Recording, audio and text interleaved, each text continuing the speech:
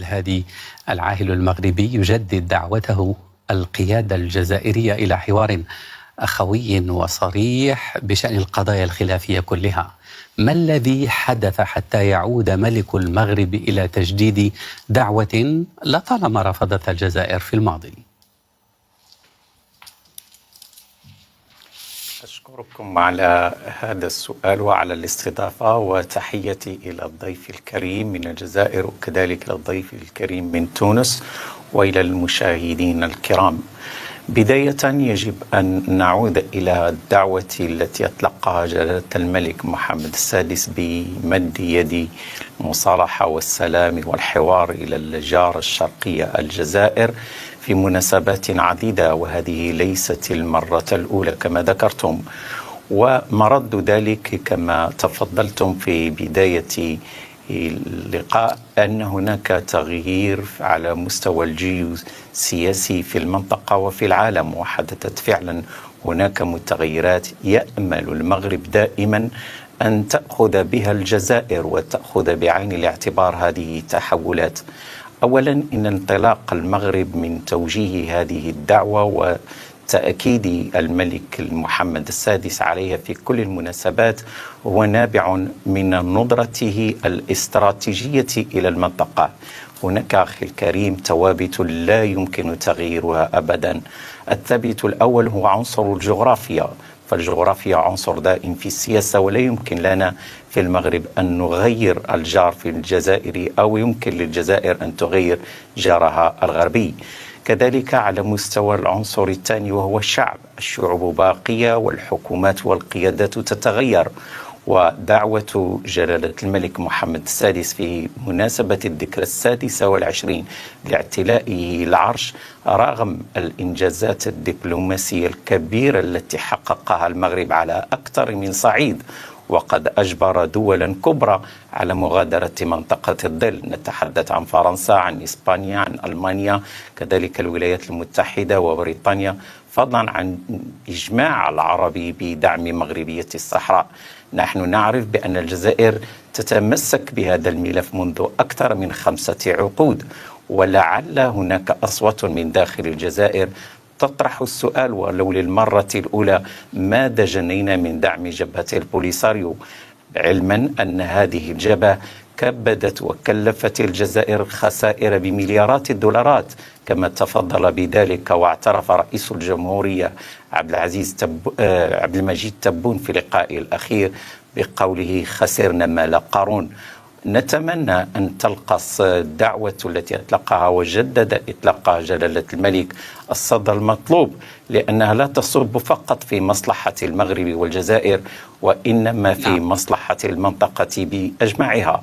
نحن نعرف بأن الجزائر وبتبنيها مشروع الانفصال، دعم الانفصال في المغرب، تفرمل قطار الاتحاد المغاربي منذ إطلاقه في عام 1989. سنفصل في ذلك، سنفصل في البعد المغاربي دعوة العاهل المغربي.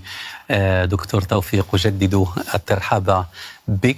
متى ستكون الجزائر جاهزة للاستجابة لدعوة الحوار التي يجددها العاهل المغربي باستمرار في خطاباته؟ لعلها تكون جاهزة هذه المرة، ما رأيك؟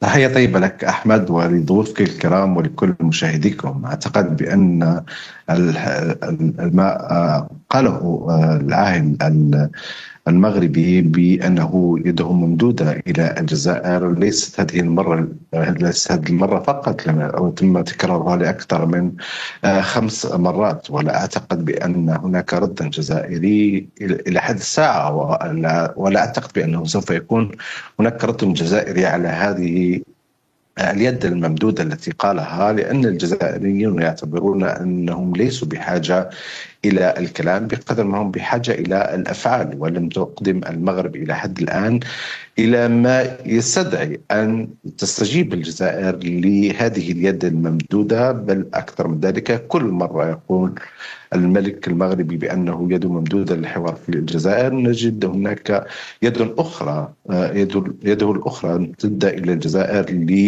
بالإساءة أو بتآمر أو بأشياء أخرى. وبالتالي هذا ما عاده الجزائريون ومن خطابات الملك. طيب، وبالتالي لا أعتقد بأن حتى الوقت فات. نضع الحوار في سياقه. تلك اليد التي تمتد لطعن الجزائر على أي مستوى وفي أي ملف حتى نخصص النقاش أكثر؟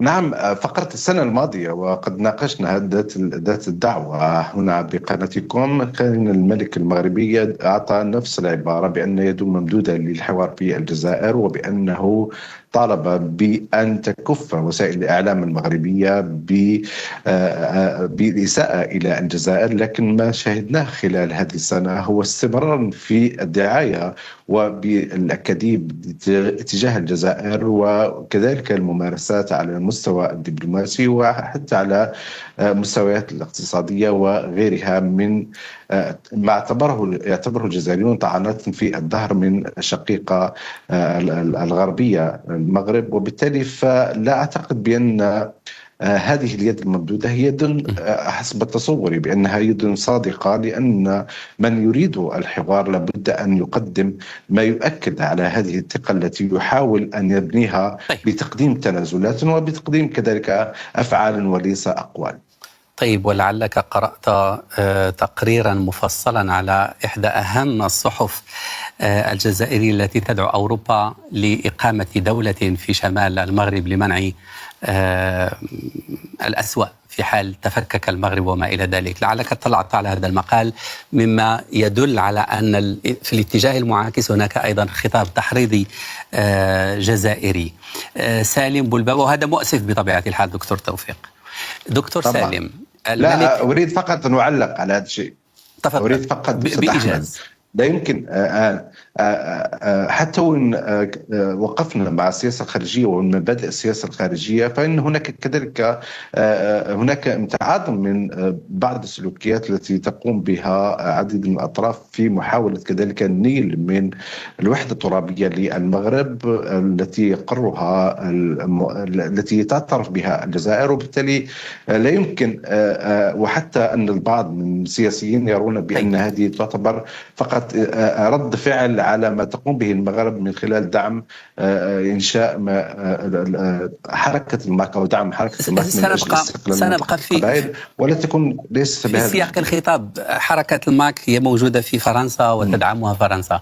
أستاذ سالم بولبابا، الملك محمد السادس، أجدد الترحاب بك أولا. الملك محمد السادس جدد تمسك المغرب بالاتحاد المغاربي. من وجهة نظركم، هل ستصغي تونس إلى هذا البعد من خطابه، خاصة وأن المغاربة يرونها بأن انحازت مؤخرا إلى الجزائر، وهما يسعيان معا لتشكيل تكتل مغاربي بدون الرباط كما يرى مراقبون كثر؟ نعم، شكرا لك أستاذ أحمد في البداية، ولضيوفك الكرام طبعا، ولكل متابعي قناتكم المحترمة. طبعا بكل تأكيد أعتقد يعني أن دعوة الملك المغربي محمد السادس هي دعوة محمودة في ظل الأوضاع المغاربية المتوترة نوعا ما، خاصة بين الجزائر والمغرب.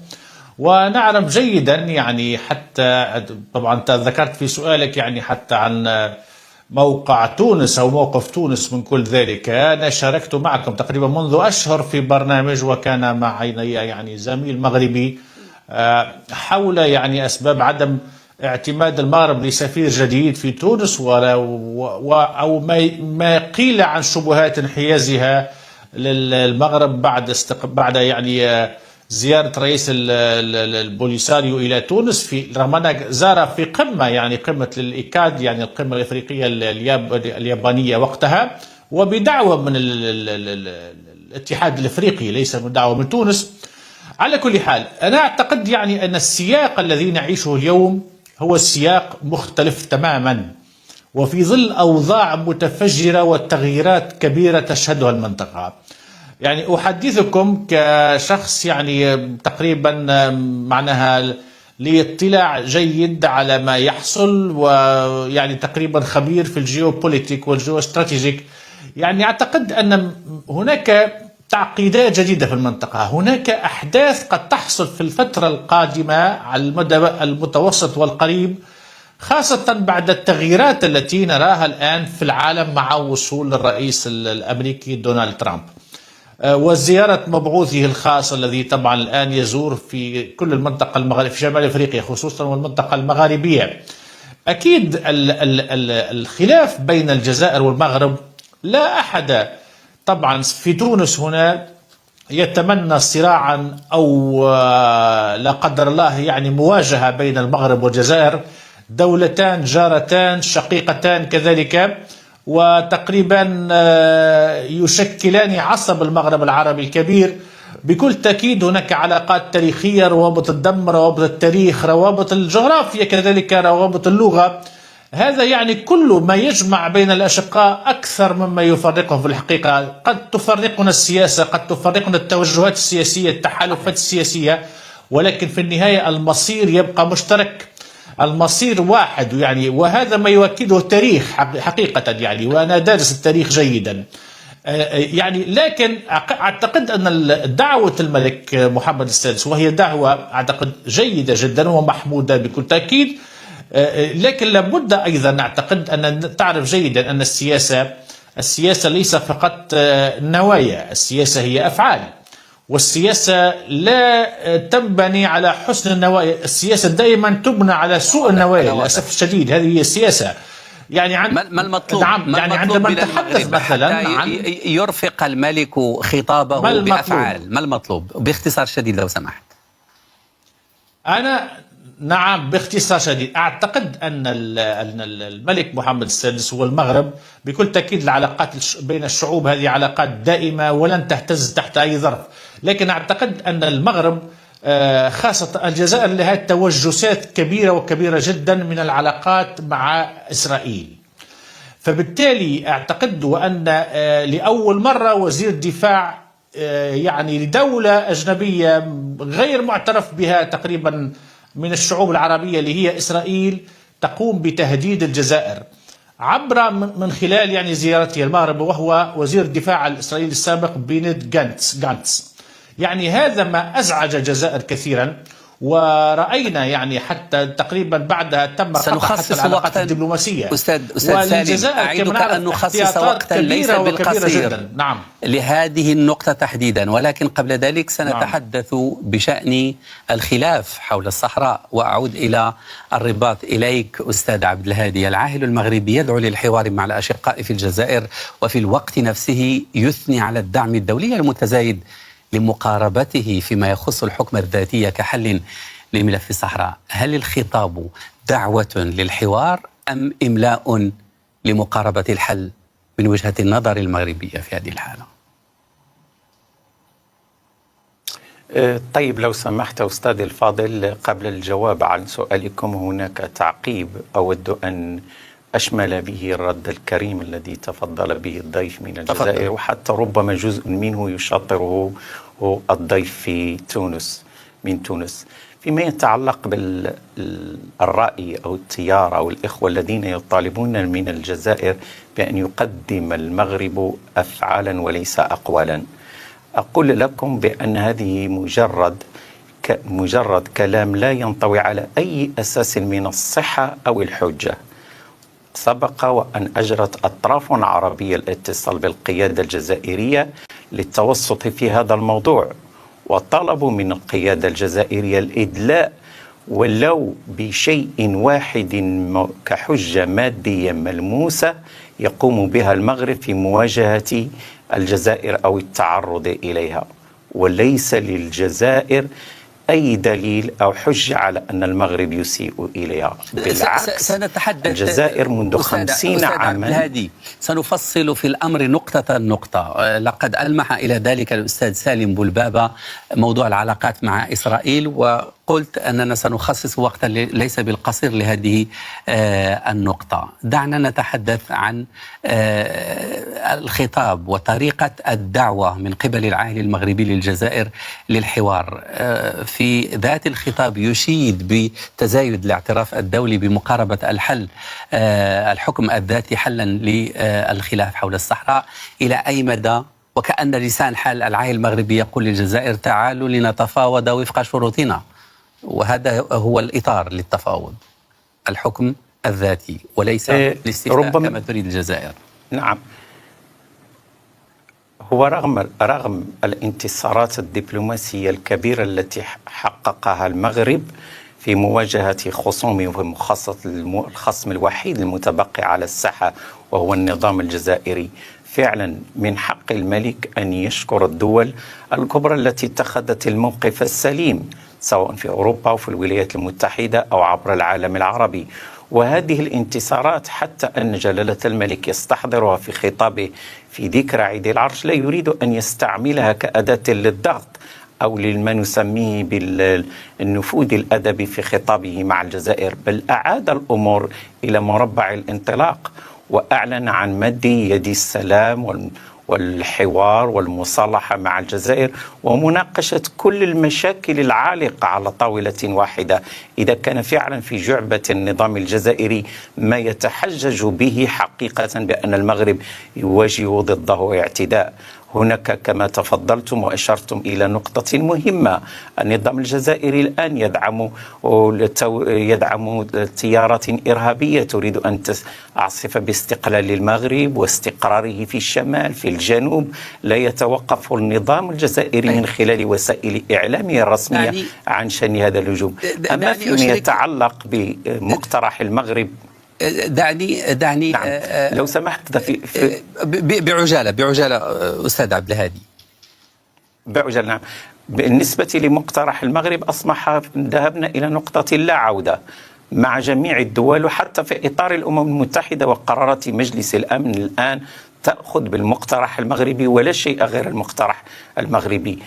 المقترح المغربي هو جسر عبور بالنسبة للأطراف الأخرى التي لم أتعود أتحدث إلا عن النظام الجزائري. وكما لاحظتم أن جلالة الملك في خطابه لم يشر ولو بكلمة واحدة إلى جبهة البوليساريو، لأننا نعرف ونعترف بأن الخصم الوحيد في هذه القضية هو الجزائر، كما تشير إلى ذلك قرارات مجلس الأمن بأنه الطرف الرئيسي والوحيد في هذا المشكل. فالمغرب ترك الماء نقيا لوجه النظام الجزائري من أجل أن يتخلص من هذا المشكل الذي عاد بشهادة جزائريين مفكرين مستقلين أنه مشكل جزائري 100%. وكما قلت لكم بأنه هادر الكثير من الثروات ومن الطاقة لدى الشعب الجزائري ومن ثرواته في سبيل، أقول لكم استسمح على هذه العبارة، على دمية مسكها النظام الجزائري بيده وتخيل على أنها عروس أو فتاة وبدأ يطالب بالحياة فيها بينما هي تسببت له في الكثير من الوباء والدمار. طيب، كلام قوي يستوجب ردا من قبل الدكتور توفيق بقعدة، لك أن ترد بداية. أولا أعتقد بأن ما جاء في خطاب الملك محمد السادس هو مجرد دعاية للعلاقات العامة وليس أكثر من ذلك، ولا ينبني على حقيقة الموقف المغربي الذي تريد أن تفرض الأمر الواقع على الصحراويين أولا، وعلى المنطقة بصفة عامة، وعلى الشركاء الذين يسعون إلى إيجاد حل لهذه الأزمة بصفة عامة. في اعتقادي أن ما يتم أصبحت لازمة في الخطاب الملكي بأكثر من 5 مرات أنه يدعو إلى الحوار واليد الممدودة كما قلت سابقا، لكن الواقع يشي بغير ذلك، وأنه يريد أن يتفاوض على شيء كأنه لم يحدث شيئا منذ 2021، وأن التحولات التي يتحدثون عنها بالتحولات الجيوسياسية أعتقد بأنها ليست في صالح المغرب، بالعكس من ذلك سوف تزيد من إثقال المغرب، خاصة بأن بشهادة المغاربة بأن دولة المغرب لم تعد بالدولة التي يمكنها أن تفرض سيادتها وسياستها على المغاربة وعلى خياراتها في المنطقة. بالأكثر من ذلك أصبحت دولة وظيفية، خاصة بعد أن حاولت أن تستجلب عدو الشعوب العربية الكيان الصهيوني إلى المنطقة، وأن يمارس ابتزازاته سنعود إلى هذه المغربي النقطة وموقف الجزائر من التطبيع أيضا. نقطة واحدة فقط أريد أن أعتقد بأن المبادئ لا يمكن تقييسها بالمال، وأن ما دفعته الجزائر وتدفعه العديد من الشعوب الحرة في العالم من أجل مبادئها لا يمكنه اعتباره بأنها خسارة بقدر ما هو تعزيز للقيم والمبادئ التي ربما الملك المغربي لم يعد يؤمن بها، وأصبح كل شيء كل المبادئ قابلة للبيع. وهذا ما يحدث مع أهلنا في غزة، ومشاركة كثير من الجنود حسب وسائل الإعلام مغاربة في عملية التقتيل التي تمارس ضد الشعب الفلسطيني. لا، هذا ادعاء لا يستند إلى ما يثبته، وقد قرأته وسمعته في كثير من على وسائل التواصل الاجتماعي على كل حال. لكن دكتور توفيق، الصحراء الغربية مجرد خلاف من بين خلافات أخرى كثيرة بين الجزائر والرباط، ولعل آخرها إيواء الجزائر منشقين من الريف وإعلانهم دولتهم المستقلة من العاصمة الجزائر، مع أن هذه مخاطرة سياسية بالنسبة للجزائر في ظل وجود الماك والقبائل التي تريد أيضا الشيء نفسه. لماذا تواجه الجزائر سياسة اليد الممدودة؟ يتساءل مغاربة كثر، التي عرضها الملك عدة مرات كما تفضلت بتصعيد ضد المغرب في الاتجاهات كلها بما في ذلك الرياضة، ولعلك تابعت الدعوات المقاطعة لكأس إفريقيا وكأس العالم المزمع تنظيمهما في المغرب على التوالي. ما رأيك في هذه المقاربة، ولمن يطرح هكذا سؤال؟ وباختصار شديد دكتور توفيق. أنا أعتقد بأنه بصفتي متابع للشأن العلاقات الجزائرية المغربية، وباعتباري أنني لست موافقا على أي سياسة يمكن من خلالها أن تمس بالسيادة المغربية على الحدود المعترف بها دوليا. لكن دكتور توفيق، أنت شخص ولك رأي غير مؤثر، والقرار السياسي القيادة الجزائرية هي التي آوت هؤلاء المنشقين أو المعارضين، أنا أريد فقط أن وأعلنوا قيام الدولة والعلم وما إلى ذلك. أنا أريد أن أفسر السلوك الجزائري هو في إطار سياسة المعاملة بالمثل، أن السلطات الجزائرية قامت بدعم هؤلاء بمقابل ما تقوم به المغرب بدعم حركة رشاد وحركة الماك التي تطالب بالاستقلال منطقة القبائل، وأن هذا الموضوع هو موضوع هامشي ينتهي بمجرد أن يتم التعاطي مع الملفات الحقيقية المستعصية على الحل، ولها القضية الصحراوية. وبالتالي في حالة وجود حل أو أرضية للتفاهم والتوافق حول هذه المسائل الخلافية العويصة تنتهي هذه المسألة تلقائيا في تقديم. دعني أعود إلى الأستاذ عبد الهادي المزراري، وسندخل في صلب موضوع التطبيع وما يقلق الجزائر في ذلك، اللهم إلا إذا كان لديك تعقيب سريع أستاذ عبد الهادي.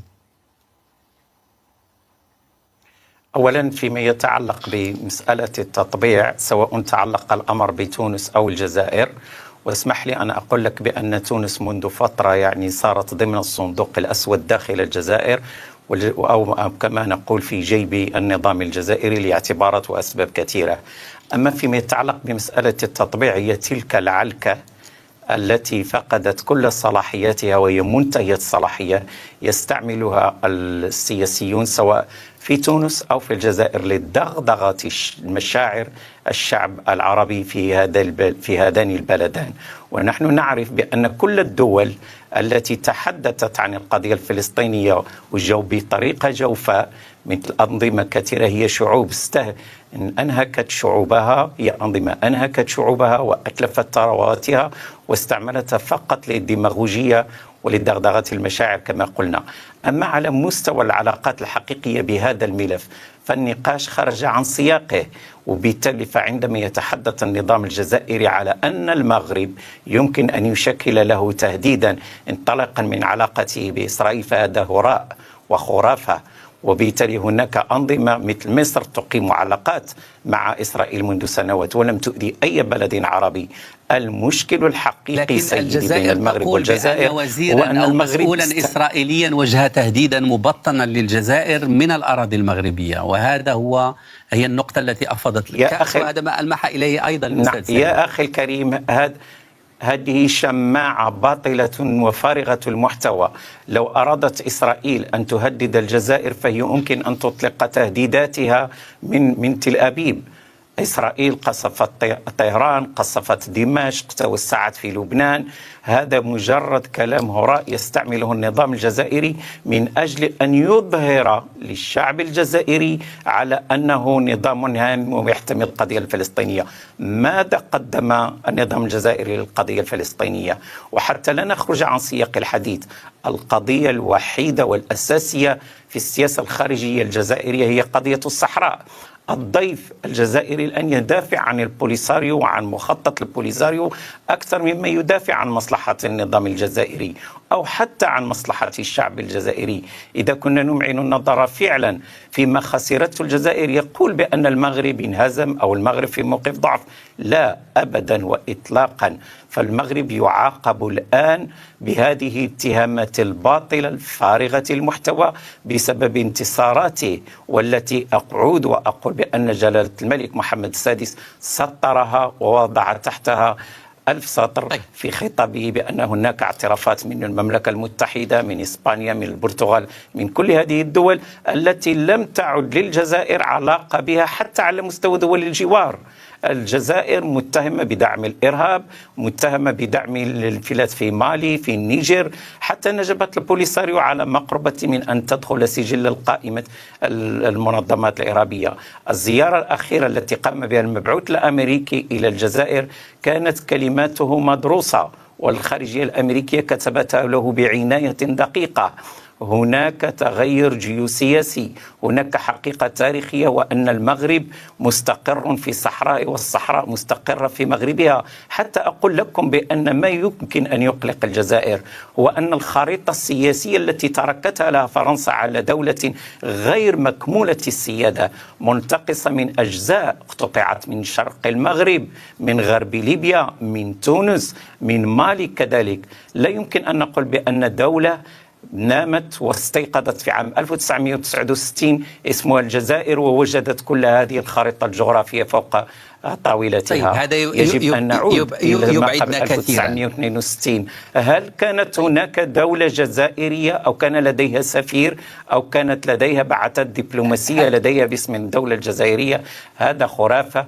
وكل ما جرى هو أن الجزائر هي الدولة الوظيفة سيدي، الدولة الوظيفة التي مسكت السكين المرتزقة البوليساريو وقامت أو حاولت تقطيع المغرب لكنها فشلت، وهي الآن بصدد إحصاء خسائرها على الطاولة دون مزايدات أو دون عجرفة أو حتى دون القول بأنها كعبة وصلت فكرتك أستاذ عبد الهادي حتى